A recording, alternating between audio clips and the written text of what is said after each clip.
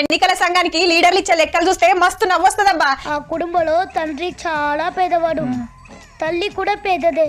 మనల్ని ఏలాలి అనుకునేటోళ్ళు గింత బికార్లా. ఫోన్ లేదు, ఫోన్ లేదు, నెంబర్ కూడా లేదా? ఆ లీడర్ల కంటే ఓటర్లే ధనవంతులు అనిపిస్తది. నా నెంబర్ నాకే తెలియదు, అసలు నా నెంబరే లేదు. ఫస్ట్ ఆఫ్ ఆల్ నాకు నెంబరే లేదు, ఫోన్ లేదు. ఏమో అనుకున్నాము, హిమాంశు బాబు మంచిగానే సంపాదిస్తున్నాడు. ఆల్రెడీ ₹1 ఆస్తి కొన్నాడు. మరి చాలా విచిత్రంగా ఉంది. అది కూడా సొంతంగానే. అగో చదువుకునే బట్టి అంత పైగా మెడికల్ వచ్చింది అంటారా?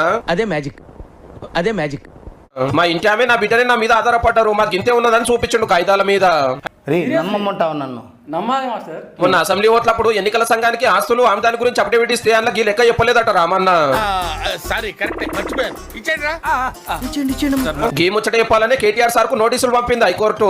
మొన్న నిద్ర లేదు, సుఖం లేదు, దెబ్బ మీద దెబ్బ.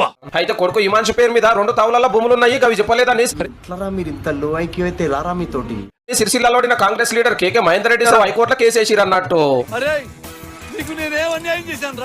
ఎర్రవెల్లి కాడ 88 లక్షలు పెట్టి 32 ఎకరాలు ఉన్నాడట.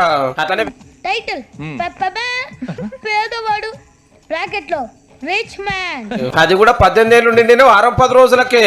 అవునా, ఇంత చిన్న వయసులో ఇన్ని బాధ్యతలు పెట్టుకున్నావా? అగో మొన్నటిదాకా డాడీ మీద ఆధారపడ్డ చిన్నబాబుకు గింతెల్లమే గంత పైకం ఎట్లొచ్చింది అనేది మహేందర్ రెడ్డి సార్ వచ్చిన లాజిక్ పాయింట్. లాజిక్లు మాట్లాడకండి సార్. రూల్స్ తప్పిండు, మొత్తం వివరాలు చెప్పలేదు. కేటీఆర్ గారి ఎమ్మెల్యే ఎన్నిక చెల్లదని హైకోర్టు ఏం చేద్దామంటావు మరి? ఏం దిక్కుమాలిన ప్రశ్న ఇదొకటి. చెల్లదని హైకోర్టుకు పోతే ఎమ్మటే రామన్నకు నోటీసులు పంపి విచారణ 4 వారాలు వాయిదా వేసింది. టోటల్ గా ప్రెజెంట్ పొజిషన్ వెరీ బ్యాడ్.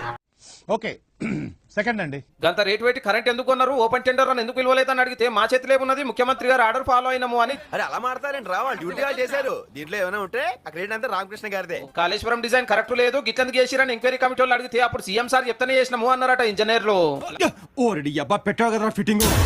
అరే ప్రతిపక్షాల ఫోన్ ట్యాప్ చేసలేదని అరెస్ట్ అయిన పోలీసులను అడిగితే సార్ ఆర్డర్ చేసిండు, మేము అమలు చేసినాము. అందరు సార్ పేరే చెప్తుంటే నా పేరు ఎందుకు తీసుకురావడం? మీకు కనీసం బుద్ధి ఉందా?